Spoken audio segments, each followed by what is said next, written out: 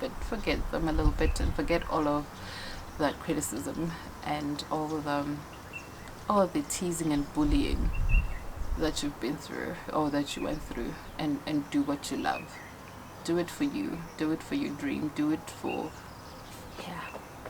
Because the fulfillment that you're gonna get it far outweighs any criticism, any teasing, any bullying.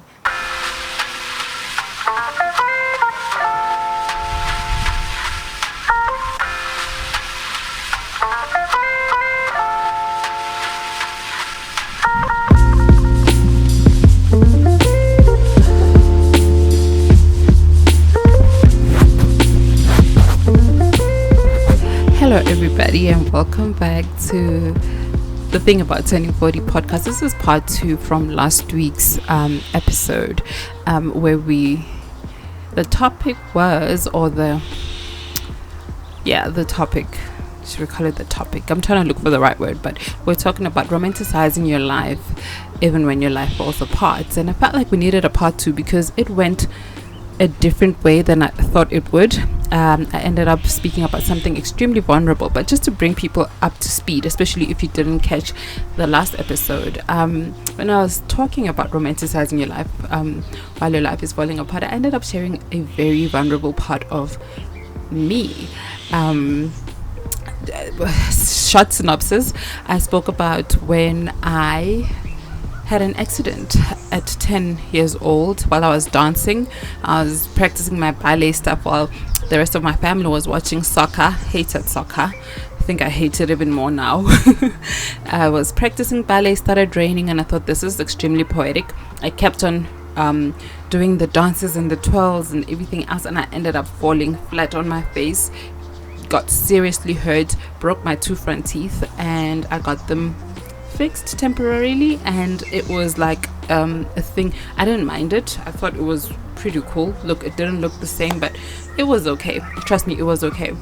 But everyone around me thought, no, she is ruined, she doesn't look cute anymore. And it became such an insecurity for me that by 22 my mom saved up some money. Like, my mom totally rocks. My mom totally rocks. Like, my mom, one day maybe I'll have a podcast just about my mom, because my mom is everything. But anyway, she saved up a bit of money and we went to do it, because medical aid was like, no, we'll only pay just a portion of it. But anyway, I ended up with the weirdest looking smile because of that.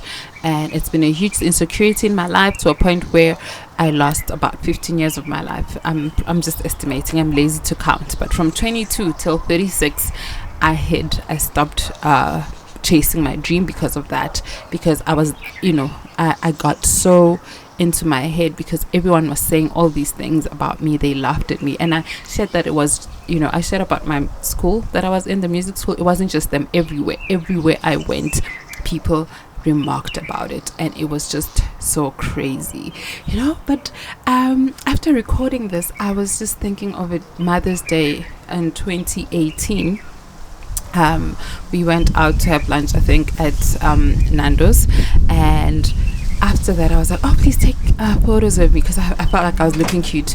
We were from church and we went to Nando's because I was like, I don't feel like cooking, so we just went to Nando's and had our lunch there, or dinner, whatever it was. And I'll forever be grateful for my little family. Can I call my family little? But yeah, I was like, please take photos of me, and I was sitting there and I kept on like looking all cute. I think I was wearing the same shade of lipstick. It's my favorite, by the way. I've been wearing it for years now. I don't like lighter lipstick. They made me smile. Like my photographer was like, girl, I'm not taking photos of you with, and I was like, no, I'm not going to smile. I kept on, I'll try and find the pictures and maybe share them right here. And he was like, no, there's no way.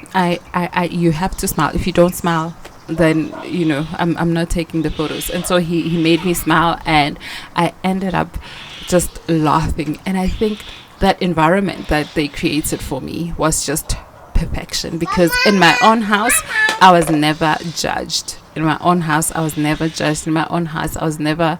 No one ever said anything. In fact, if anything else, they wanted to see me smile. And that kind of support system for me was just great, and I'll forever be grateful for it. I had one person actually say to me, this girl's like, oh, how is your person still with you, with their smile, that now that it's changed so much? How is it? I don't even know how to answer that question, to be honest with you, but it hit me. It really, really hit me. And like it broke my heart that someone could actually ask me that. How is someone still loving me if I've changed so much? That's just super duper crazy. But anyway, the reason why we have part 2 is because I felt like I didn't share enough of the lessons that I wanted to share. I felt like, because I was so emotional, I just ended up crying a lot. Mommy, and just taking it all out. Mommy. Baby. Where are you? Yeah. taking it all out. And I am a mom, and so I will get disturbed every now and then. But yeah, I ended up just sharing those parts, and I felt like, there's certain things that I wanted to say that I left out, certain lessons that I've learned from all of that. Back to music school. When we were at music school, we used to do something as students, because now we were learning all of this theory, and, our music knowledge was now like vast, right? We used to sit and criticize people that were already in the industry. Can you imagine this? We're just students, like we are just students. We are not making money from music as yet. We are just students that actually are hoping to do what the people that are already in the music industry are doing. Yet, instead of doing the work and putting in the work to make sure that we get to where they are, all we used to do was sit and criticize. I remember there's a certain song, I'm not even going to sing it, and because I don't want to criticize people. We are over that. And we would laugh because we felt like this person would sing one line, or this group, they would sing one line and then stop and not say anything for 8 bars, and then they say another line, dum da, and then there's like eight bars going, and we'd count 1, 2, 3, like, this is crazy. Why they should do this. Today I can tell you, one of the people in the group is like one of the biggest stars to come out of South Africa. We sat there and we criticized and we laughed about it, and today one of the group members is the biggest star to come out of South Africa, like one of the biggest DJs in the world. What was it all for? What was it all for? Life has taught me that those who don't have the courage, those who do not have the courage to do the things that they love, will criticize. Because I'll tell you this, if you have the time to sit around and criticize people the entire day, or all you ever do is criticize people, you write things just to criticize, then clearly you're not doing enough for your own dream. You're not doing enough for your own dream, because you sit there and you have the guts to criticize people that wake up and have the courage to try, even if they know that they might fail. People like me who try while they know that certain things don't look as good as they should, and they don't look as good as they used to, but I wake up anyway and I try, or I still come here, and even though I'm like struggling from like immense grief, and sometimes it just bleeds all over, and then you sit there and you just have the power to just criticize. If you have enough energy, then you're not doing enough. Clearly you are not doing enough for your own dream. I think that's one of the biggest things that I wanted to or the biggest lesson that I actually wanted to share, was that instead of criticizing people because you don't know what you do. You could be stealing somebody else's 15 years. You know, you could be stealing somebody else's 15 years, and one might say, you need to grow a thick skin until you walk a mile in somebody else's shoes. Until you walk a mile in somebody else's shoes. Do not even say such things. Why don't you use that time to criticize that you have, all the time that you have to criticize to work on your dream? I'm telling you, people who criticize other people, who have all the time to criticize other people, just don't have the courage. They actually want to do the very same thing that you are actually doing as well. So I'm actually speaking to even you who you who has like, I want to say you who has gone through criticism, and that that kind of crippling criticism, where you are doing something and you have taken it has taken you all the energy, like it's taken you all of your energy to actually try what you're doing, and you are being criticized for everything. You're being criticized for failing, you're being criticized for trying, you're being criticized for I remember going to a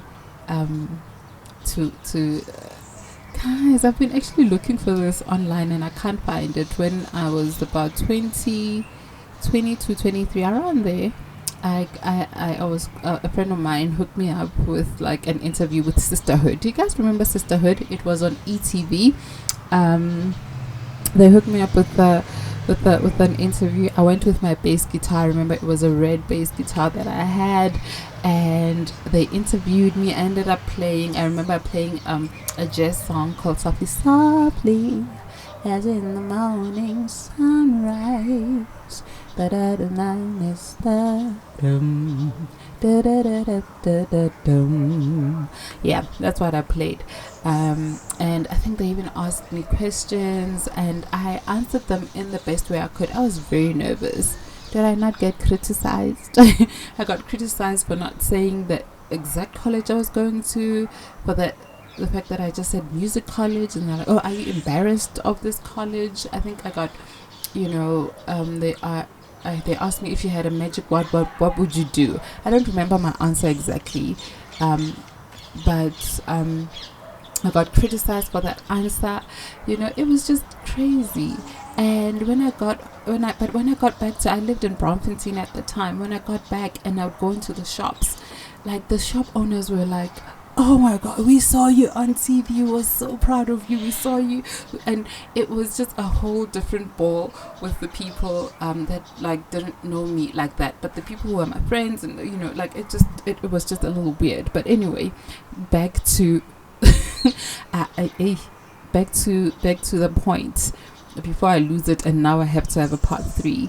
People will criticize you because they do not have the courage to do exactly what you're doing. People will sit and wonder, how does she do it? How does she come, knowing very well that she doesn't look perfect at all, and still have the guts to take out a camera and smile?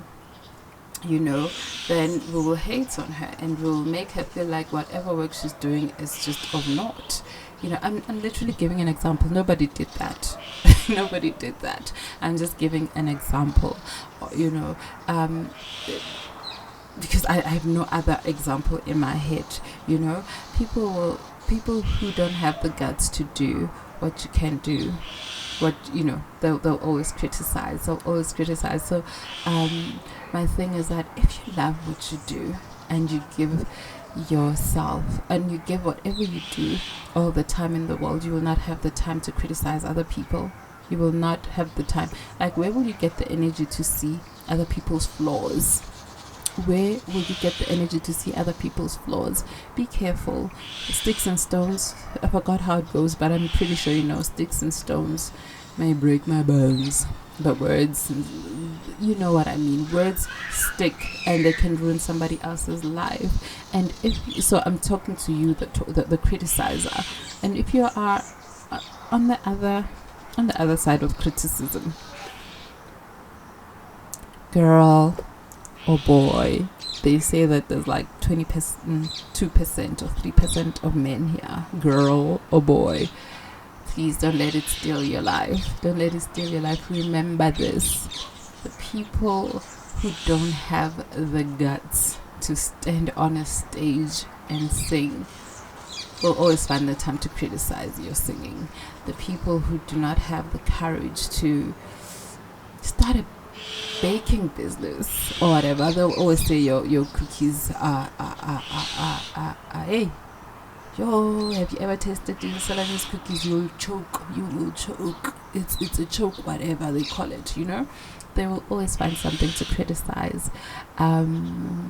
Show up. Show up. Show up for yourself. Show up for the things that you love to do.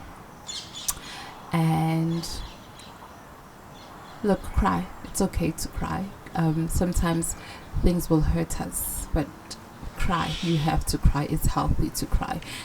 Someone around me, my boy was crying because he's sick, and someone said to my boy, who is literally 2 years old, don't cry. You are a boy and you're going to become a man, so you mustn't cry. I'm like, no. Right there I said, no, cry, please cry. It's okay to cry. When you're in pain, cry, let it out.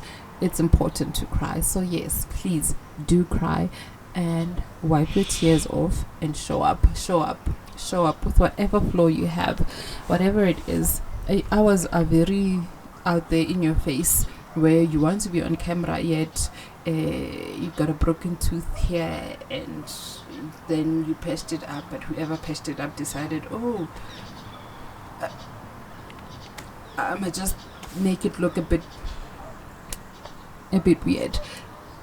We still choose to show up. I still choose to show up in front of a camera because that's what I love to do. And I don't want to wake up one day and I'm 100 and I'm like, I should have just picked up a camera. Because when I hear a lot of women that are in their 90s on all of these videos that they have, when they ask them, you know, what is it that they regret, you know, or what is it that they don't care about, that they care about, then they did. Hey, my tongue is like, what is it that they cared about when they were younger that they don't care about anymore? They'll say people's opinions, because it's not gonna matter. It's not gonna matter if you had a big nose.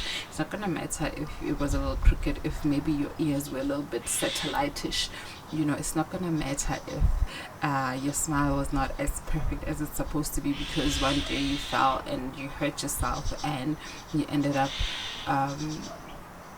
getting a botched dental situation, and now you are struggling maybe to put together funds to get a proper one. It's not gonna matter when you're 90. It's gonna matter what you did with your life during that time.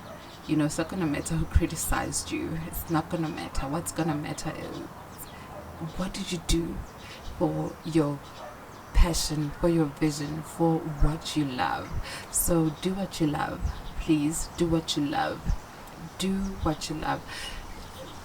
I started at 36 and I eased myself into it, and as long as God has still kept me, I'll still keep trying and doing what I love. Yes, I've lost some years, but who cares?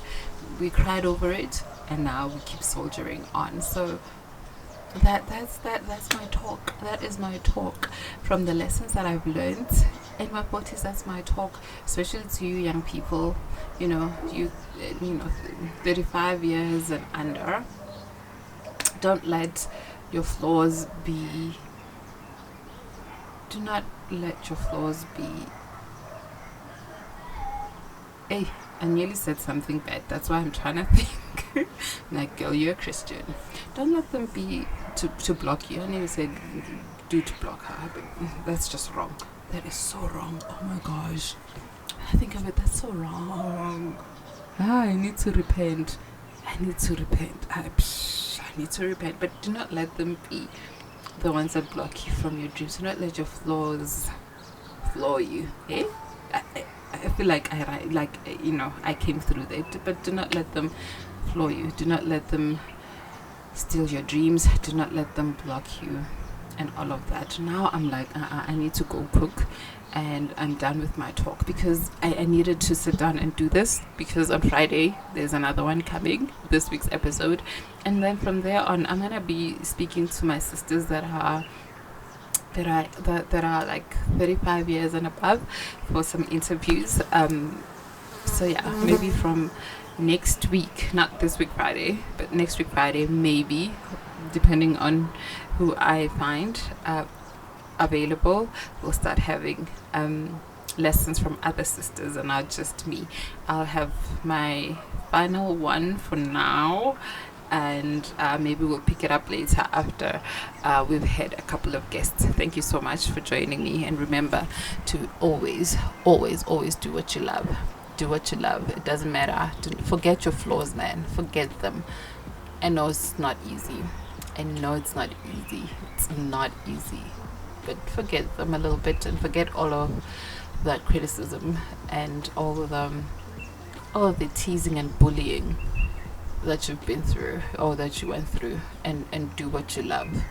Do it for you. Do it for your dream. Do it for, yeah, because the fulfillment that you're gonna get is it far outweighs any criticism, any teasing, any bullying. It far outweighs all of it. It really does. It really does. I mean, the joy that you're gonna get, it's gonna wipe away all those tears that you cried from the bullying, and even if it's not from the bullying, but just from looking at yourself and feeling like it's not working out anymore, or whatever it is, man. Even if it's not an external thing, even if it's an internal thing, do what you love. Whatever you do,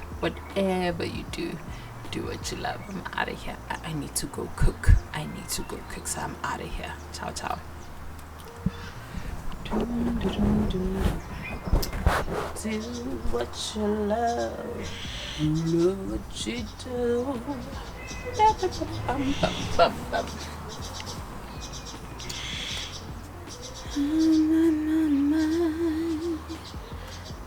feeling high.